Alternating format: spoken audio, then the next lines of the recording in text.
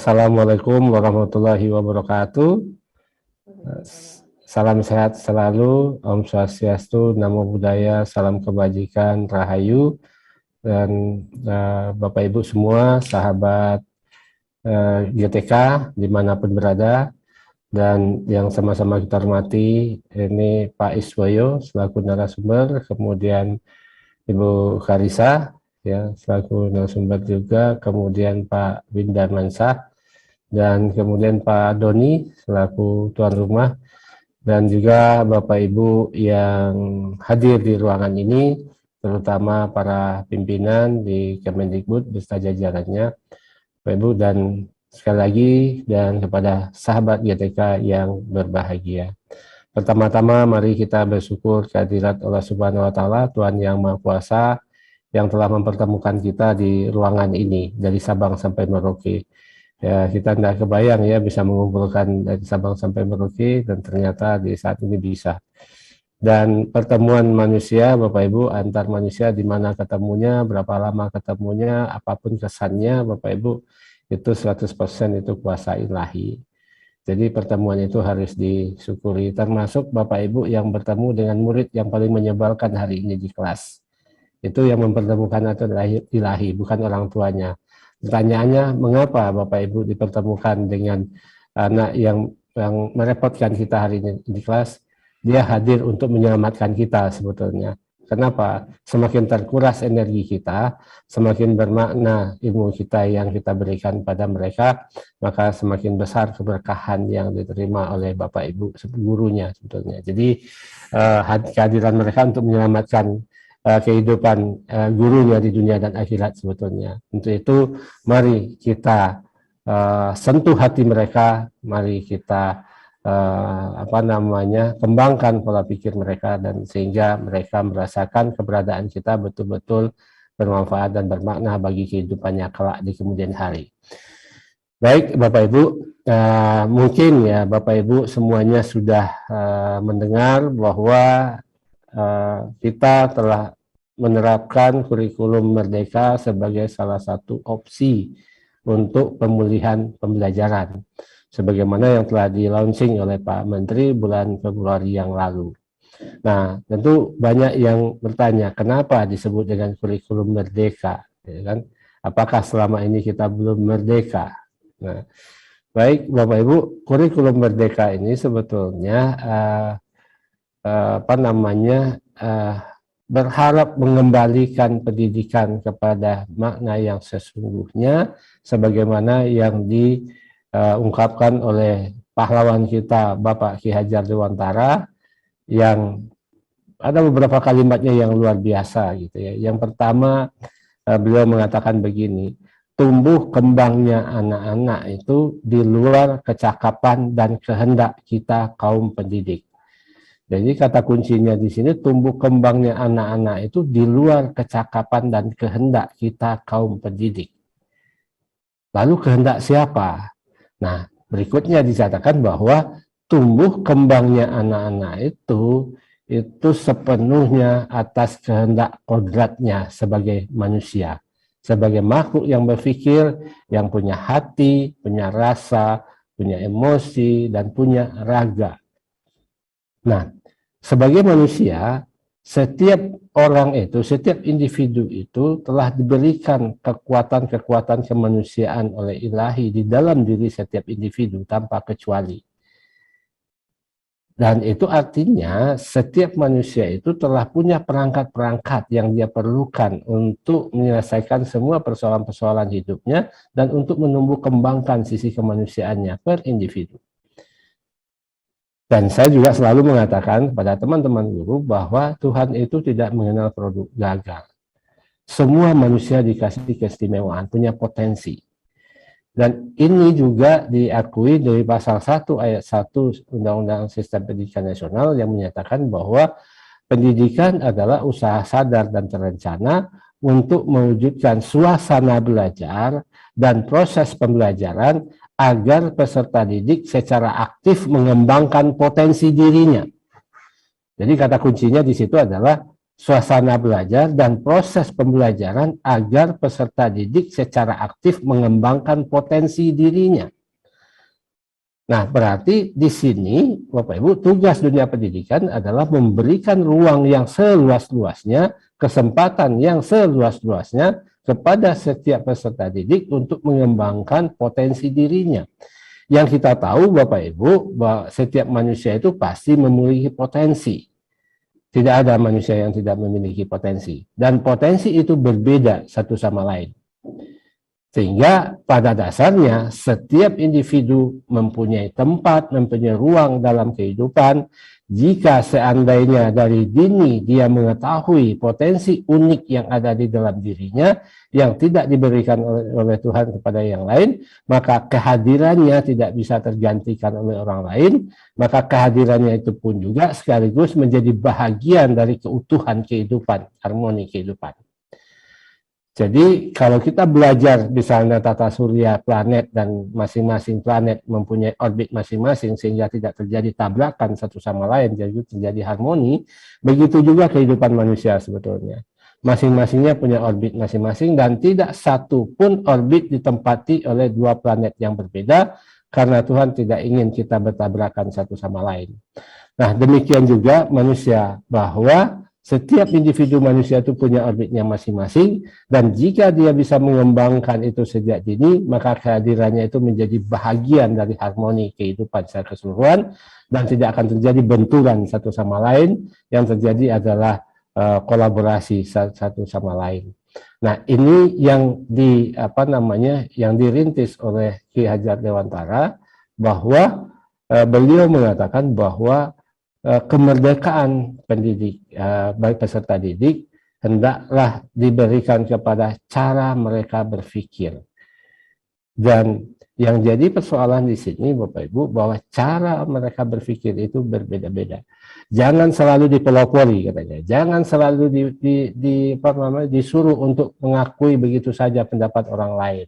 Tapi berikanlah ruang, berikanlah kesempatan, berikanlah peluang bagi mereka untuk mengembangkan pengetahuan sendiri dengan cara berpikir sendiri, dengan cara mereka masing-masing. Nah, ini mengisyaratkan kepada kita bahwa Bapak Ibu, setiap anak itu sang juara di bidangnya masing-masing sesuai dengan potensi uniknya itu. Nah, yang jadi persoalan selama ini dalam dunia pendidikan adalah dalam proses pembelajaran terutama, anak itu lebih dalam posisi sebagai konsumen, menerima materi yang sama, dengan cara yang sama, tugas-tugasnya sama, alat penilaian yang sama, bahkan sumber belajarnya pun sama. Dan ini akan menjadi membelenggu bagi anak-anak sebetulnya. Dia harus menyeragamkan pola pikirnya dari Sabang sampai Merauke. Anak-anak harus seragam cara berpikirnya. Nah, ternyata cara pembelajaran seperti itu hanya cocok untuk beberapa anak saja, atau mungkin satu anak saja. Sehingga di dalam satu kelas anak itu, Bapak Ibu, yang selama ini kita kenal juaranya hanya satu. Atau paling banyak itu juaranya hanya 10. Gitu kan. Ya 10 ini anak yang unggul, dan 30, yang 20 yang lain tidak unggul. Dan kalau ini terjadi Bapak Ibu dalam dunia pendidikan, itu sama dengan kita mengatakan begini, ya Tuhan, dari 30 anak yang Engkau ciptakan, yang Engkau kirim di kelasku, hanya 10 yang bermutu di mataku, manusia yang menilai ciptaanmu, dan yang 10 ini yang kami layani dengan baik, yang 20 yang lain ini kami serahkan nasibnya entah gimana. Nah, artinya di sini Bapak Ibu, saya bilang, ini ada semacam penilaian kita terhadap anak-anak itu begitu naifnya gitu selama ini, bahwa dari 30 anak itu hanya satu juaranya. Kenapa? Karena ruang yang kita ciptakan hanya satu ruang.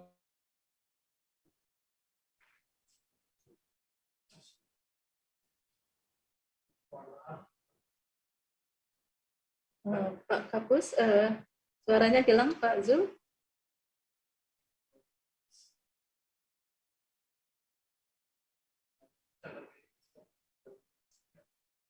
Pak Zul, mohon izin, suaranya tidak terdengar, Pak.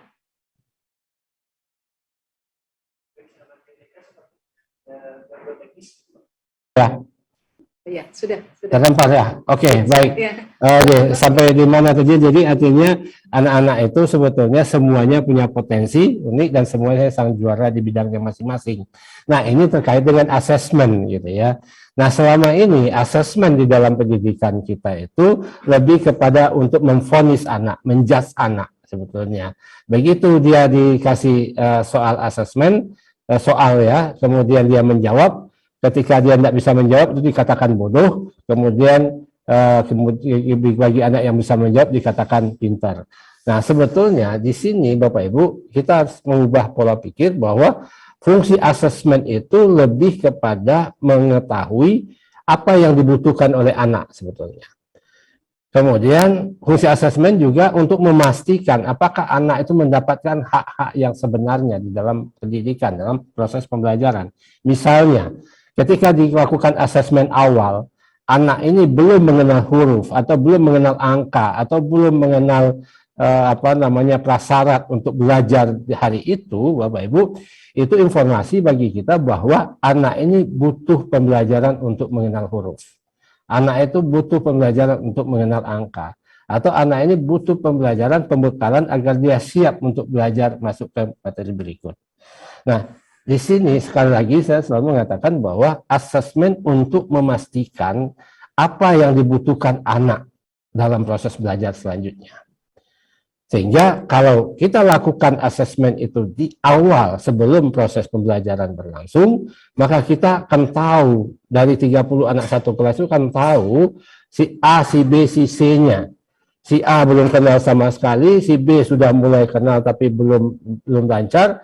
Si D sudah bisa membuat menyusun huruf menjadi kata, bahkan si E mungkin sudah bisa lancar menulis satu alinea.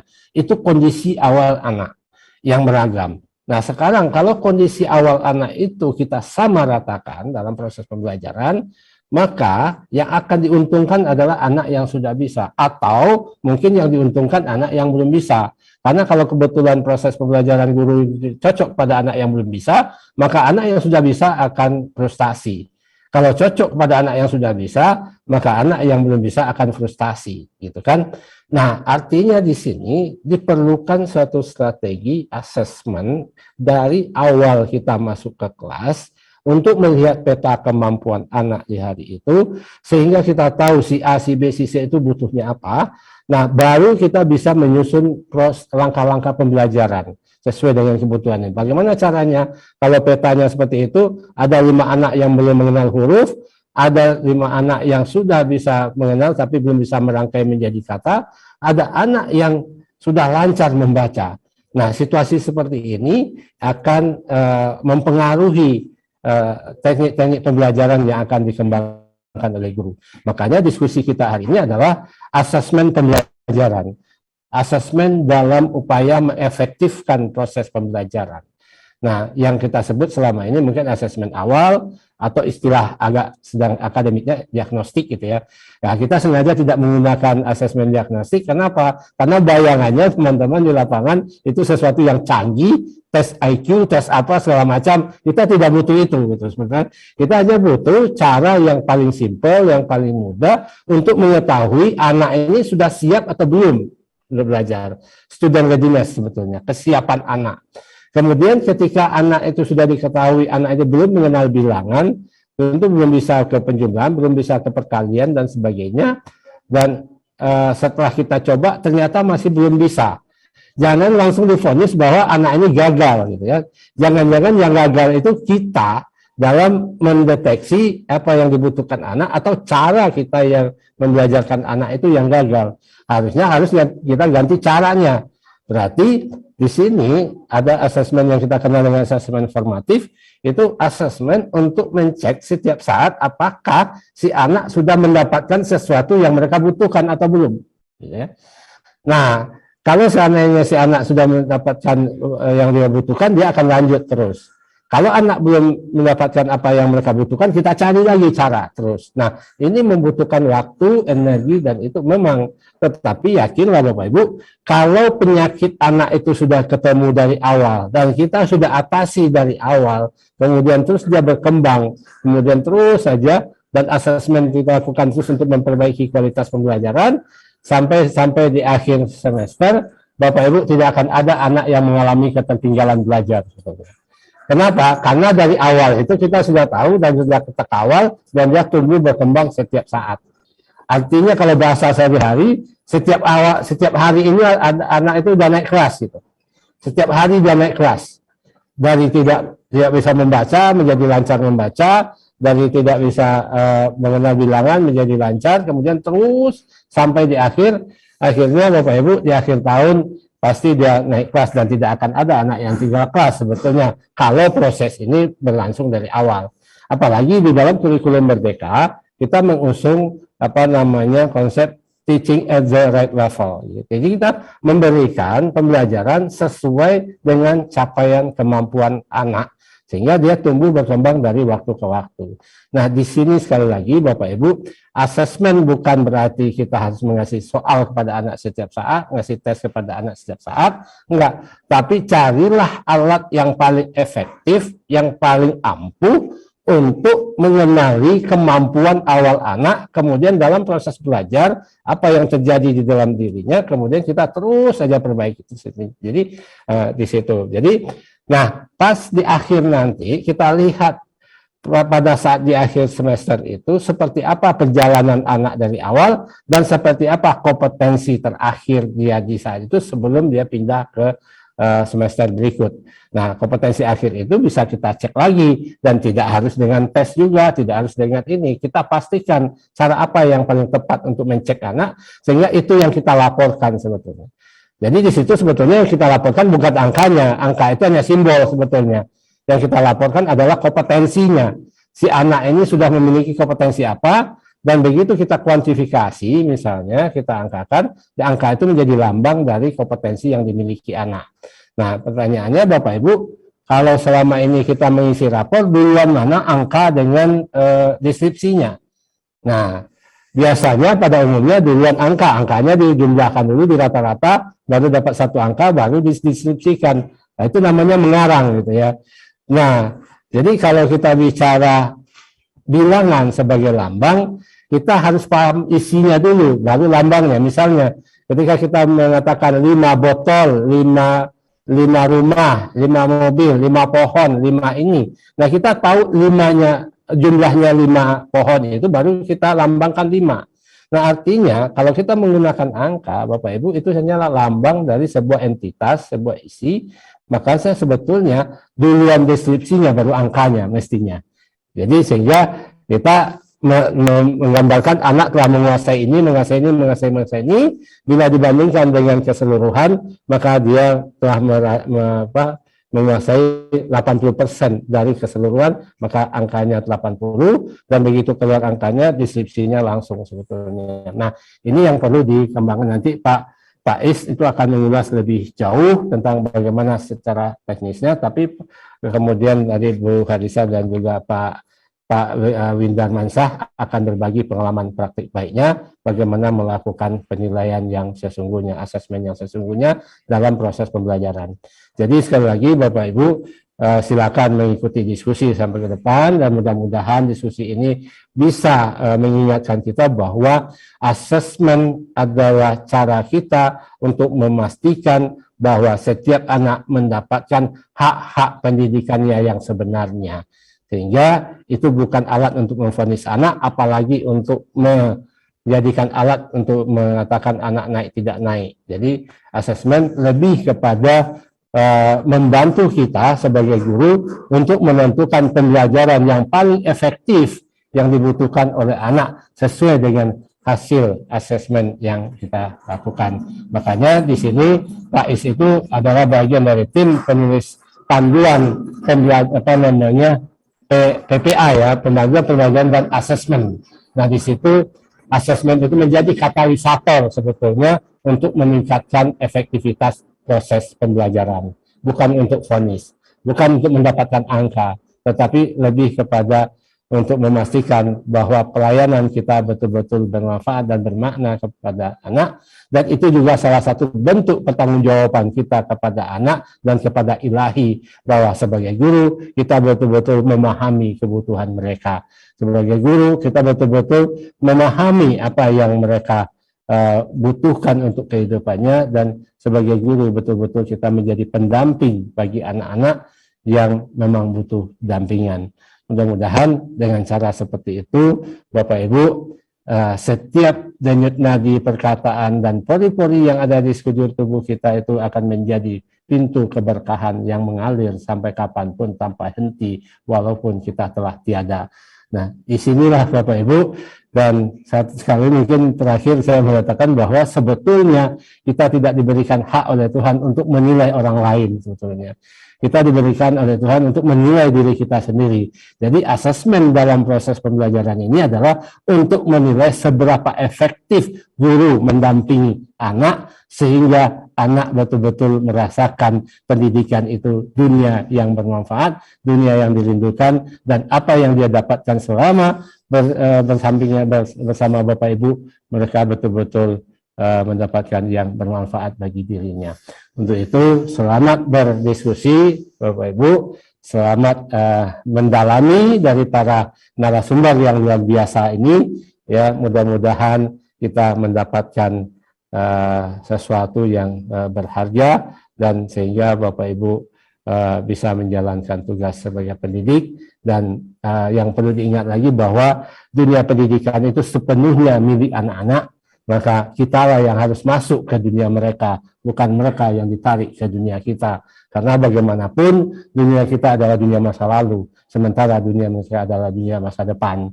Untuk itu kita harus terus mengasah diri kita, mengasah pikiran kita, dan terutama dalam asesmen. Jangan salah keliru lagi, jangan keliru lagi bahwa asesmen bukan untuk mengumpulkan angka anak, tetapi untuk memastikan bahwa si anak itu mendapatkan layanan terbaik sesuai dengan apa yang mereka butuhkan. Barangkali itu sebagai pengantar dari saya, dan lebih kurang mohon maaf. Wabillahi taufiq wal hidayah. Wassalamualaikum warahmatullahi wabarakatuh.